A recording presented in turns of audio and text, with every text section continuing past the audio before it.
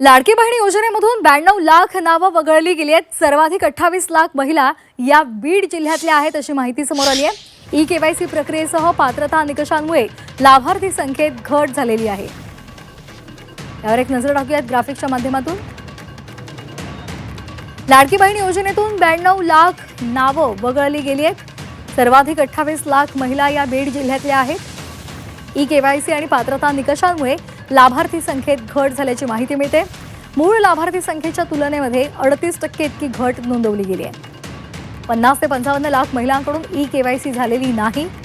12 लाख महिलांचं कौटुंबिक उत्पन्न निश्चित मर्यादेपेक्षा जास्त आहे।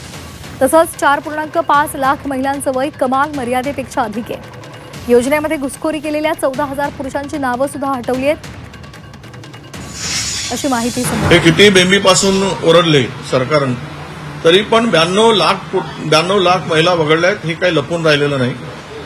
ज्या अटी शर्ती घालून वगळल्या आहेत, आता हे जर पुन्हा मतदानासाठी जातील तर गावातील महिला यांना जा विचारतील।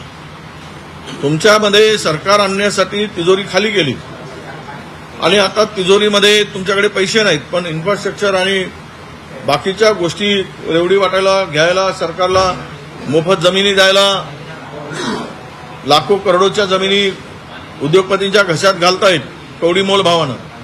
त्याच जमिनी विकल्या असत्या तर शेतकऱ्यांना आणि महिलांना मदत करता आली असती। पण नीतिमत्ता या सरकारची संपली आहे आणि त्यामुळं हे महिलांना सोडतायत, शेतकऱ्यांना वाऱ्यावर सोडतायत। देवेंद्र फडणवीस असं काय सांगू शकतील का ठामपणे?